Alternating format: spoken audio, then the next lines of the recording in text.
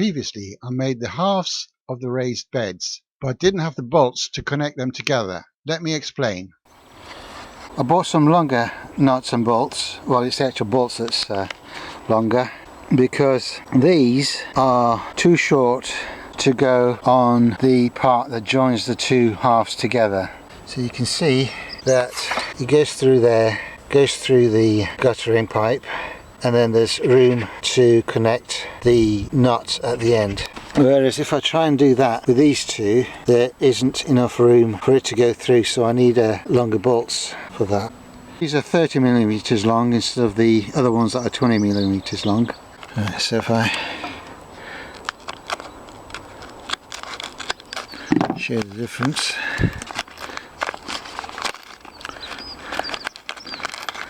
These are a centimetre longer than the other ones. So you can see they're a little bit longer. That gives me room to go through both pieces of flooring and have space to put a nut at the other end.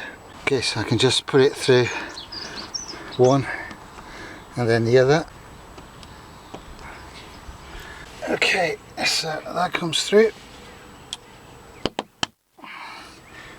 Same with the other one. Okay, and then it's simply a matter of putting the nuts on.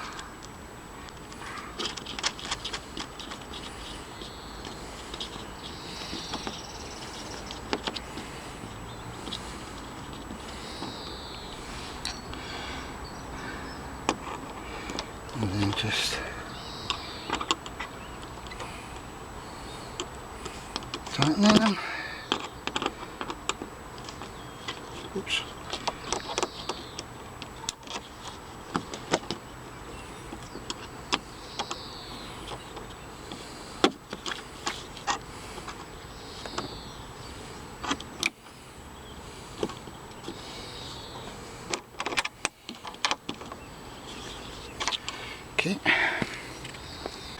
Okay, so once that's done, this is now solid. It's actually very strong. Maybe wobbles a bit, but once it's got wood chips on one side and soil on the inside, it'll be steady. It's not going to move. You can see that side is rock steady, and I'll do the same on this side. Instead of buying bolts, I could have saved money and used zip ties, but it just looks neater because it's the same as the rest, and it will last. These floorboards are built to last, so they'll last a good long time, and zip ties just weren't up to the job, and they look a little bit out of kilter with the rest, but otherwise, yeah, I'm happy with this. Right, so that's those two beds built. Now I'll actually place them properly and fill them another day, but whilst I've got the drill and all the other tools, I'll make the beds and then I can fill them another day, so I don't have to keep bringing the tools in. Now this bed, it's the problematic one, which has got 15cm drop from one side to the other, and I was going to build it similar to these, but it's such a fiddle to get the middle one. I decided that I would actually use these wooden stakes, because the other thing is, doesn't matter with these ones, but this one, the hose is actually going to go there. The actual hose reel is going to sit here, so when it comes to watering everything up there, it's going to come around here, and if there isn't anything here, it will run into the bed, and obviously once the roses have gone, there could be something else in there. The hose pipe will run in and squash whatever's in there. So having big stakes means that there's a bit more of a height to stop the hose pipe going in. It'll become obvious later on what I mean. I looked through the stakes I had, and these 4 short ones are just the job, because these shorter ones are just right for the top, and the longer ones, which are about 15cm longer, are right for the bottom end, which is 15cm lower down. So the boards will fit like that. Now the top end will only have 1 board depth, but on the sides and the bottom will be 2 boards, so it will fit like that. So that's how it's going to go. Okay, so I've done that. Line these up. Right, so I'm marking 30cm from the top. which is the height of the two boards. So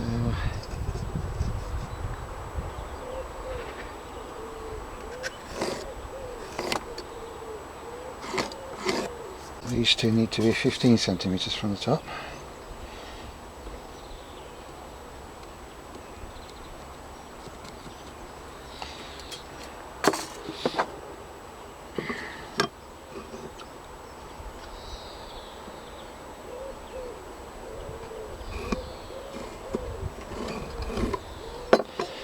Bear in mind, I'm not building dining room furniture, it's only a bed on an allotment, so it doesn't have to be too precise.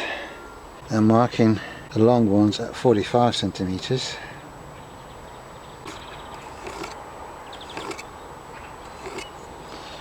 I put in some pegs right along the corner of the shed, and this side by the door I've also got a peg there and a peg there. And this is a tall one because I put all this stuff in the way. So I've had to put in something taller there. So when I measure, I'm going to be measuring from something that is a fixed point. So I've done that, and I've come along and put little markers along with just old knitting needles and stakes and whatever else I can find. So what I'm going to do, I'm going to put some bricks around this so when I fill it, it doesn't shift. I've put 4 pieces of this bed together, so all I've got to do is join the middles together, and then this is done. But before I do that, obviously I've got to shift this lot. When I do the other beds, this will be sorted. I'm double checking the measurements before putting the bricks to lock the beds into place.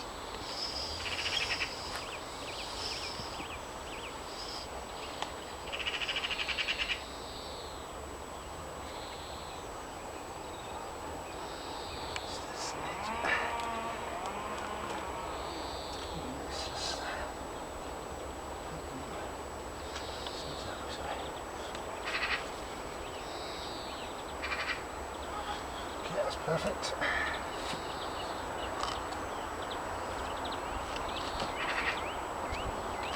Right, so these are done. I've double checked and measured again, and at the end of the day nobody's going to come and measure this if it's a couple of millimeters out. So for an allotment bed, that's done, and the bricks are there just to hold it in place while I fill around it with wood chips so it doesn't move about. Once the wood chips are in and the fillings in, then I can take the bricks out.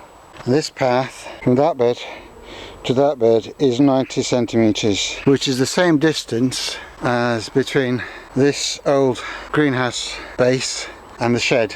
So this distance is almost 90 centimeters. So this whole path is going to be 90 centimeters. I deliberately put some chips on here so that I could just shove them in when ready. So if I just push this lot in, it's going to look good, I think.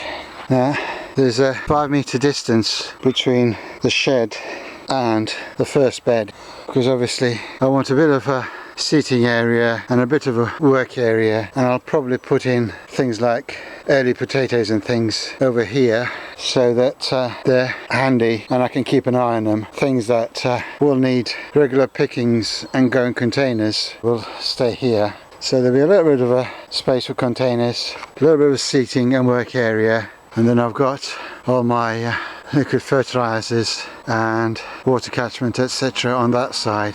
So things that are in containers and need frequent watering will be here. I'm pleased with that. Now this ground slopes down that way, and he also slopes down that way. So it's difficult to get things level, absolutely level, because obviously the ground is not level, but that's close enough, because obviously he's showing it's not exactly level, because this ground isn't level. Because if I try and make these absolutely level rather than follow the contour of the ground, I end up with a short end and a deep end because one side will be out of the ground, the other side will be half buried. So they'll have to follow the contour slightly. So they will be sloping a little bit, but that's acceptable. Not looking for perfect. We're not building house foundations here. That's close enough. Right, I've done these first 2 beds. Now, as I was levelling things, I skimmed a little bit off the paths, put a little bit of this stuff from the paths in here, but I didn't go too deep because obviously it's still got grass roots in it, so I didn't want to put too much of that stuff on, but put in a little bit just to bring the level of this bed up a little bit. Got some more soil as I was digging this path, taking quite a lot from here that I've still got in pots, so these will go into that bed. This second bed will be a permanent bean bed next year, but I'm not going to do anything with it this year, obviously, because of everything else that's going on. There's only me that I'm cooking for, so I don't need a huge amount of beans this year. So what I'm going to do is half fill it with what's in this bag, and then it clears this space so I can build the 3 meter by 3 meter bed, because this is in the way. So I'm going to take this and fill that bed with it, and it's sort of semi-composted.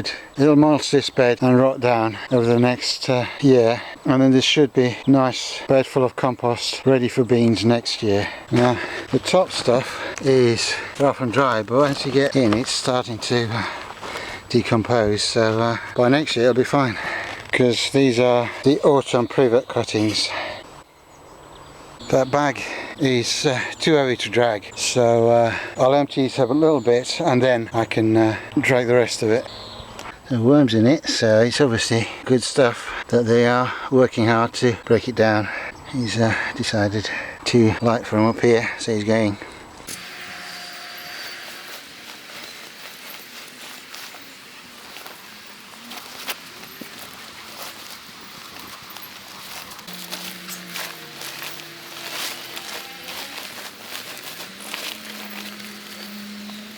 Builder's bag was full in November. It's gone down by about a third, so it's not going to fill this bed, but it will mulch it and it will stop the weeds coming through, and also it will counteract the pressure from the wood chips from the other side, because if I put nothing in the bed and I take the bricks out, the wood chips will push and the edges will bow in. So I want something to counteract that, and then we'll get more green clippings, and once this is down I can put in this year's privet clippings straight on the bed, because they won't be able to get down to the ground and roots. And if one little bit roots, I can still pull that out, and there'll be more stuff like manure coming in and other materials, so I can do that. I'll fill this bed completely, and as I'm in no hurry to use it, I can put stuff in here that I can leave till next year, and by then it'll have composted down, and then I can build a trellis over this bed and put some pole beans in this bed, because that bed is going to be squashes, and squashes don't mind a little bit of shade, so if they get a bit of shade from the beans it doesn't matter. Okay, so this is mulched. When I get a bit more material in the bed, I'll take the bricks out, but I'll be fine for now. And eventually the wood chips will come higher, but at the moment I don't want to put too much in until I've put something in the beds, and then once the level of the soil in the beds is built up, I'll add more wood chips, and then it'll be even on both sides, and then it won't bow in one way or the other. Yesterday I finished off these 2 beds.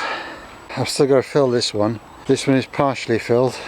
I'm going to be building the actual bed for this one, which is a 1.5 by 3 meters, and I've already done the 4 pieces for this 3 meter by 3 meter bed, but I'm going to wait till I've got the wood chips that were in this tarpaulin. Once I've built this one, put some more wood chips here and around it, then that will clear most of that, and then I can put the pieces around this bed, connect them up, and then I can use what's left of those wood chips to go around this bed. It's a freezing cold morning. Anybody with half a brain is inside with a cup of tea. I'm here early in the morning, as you can hear by the bird song.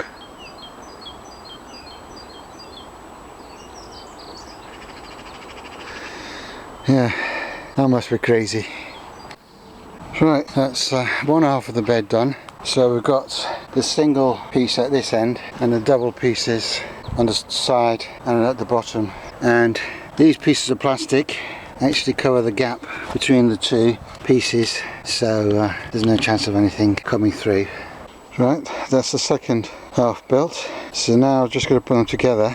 My battery's running out, so I'll do that and come back to you when it's done. just to show you what I'm doing, I'm digging the path, so the bed is actually going to go here in line with this one. Now I'm digging the path and putting the soil in the bed. Now this one is going to be perennials, so not too worried about having a lot of compost in this one. And this is where the other side of the bed's going to go.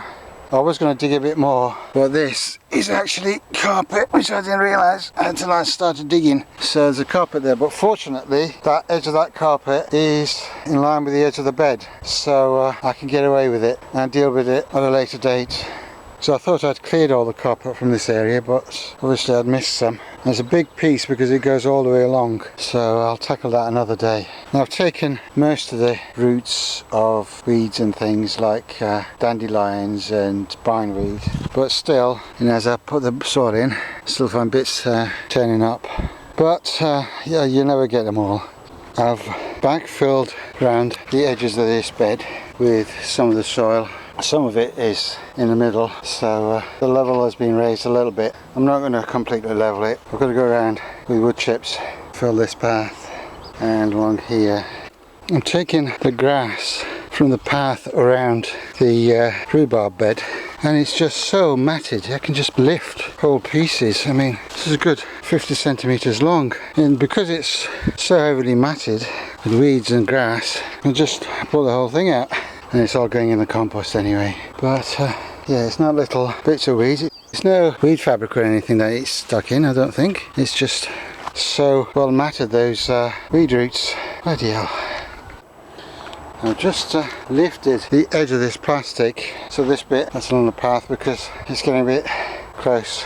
And once I put this one along here, I just need a bit more space. So I lifted the plastic to see what it's like underneath, and you can see where the plastic was is clear. On the edge of the plastic, it's quite a marked difference. I've just put that back and bricked it, put some bricks on top of it, just rolled it back a little bit. So yeah, it's certainly done its job. No guarantees that there are roots and weeds that won't pop up within 5 minutes, but at least it's killed the grass, or it's severely retarded it, so I can pick it up. But it's just really thickly matted here, so yeah, pleased with that. So it should make the job of clearing that area a bit easier. I'll still have to do some digging because there's still thistle roots and roots of the odd raspberry still left in there, and of course there'll be bindweed and things, but it'll be a bit easier once the grass is killed. Because it's all matted together, it just comes up, you can see,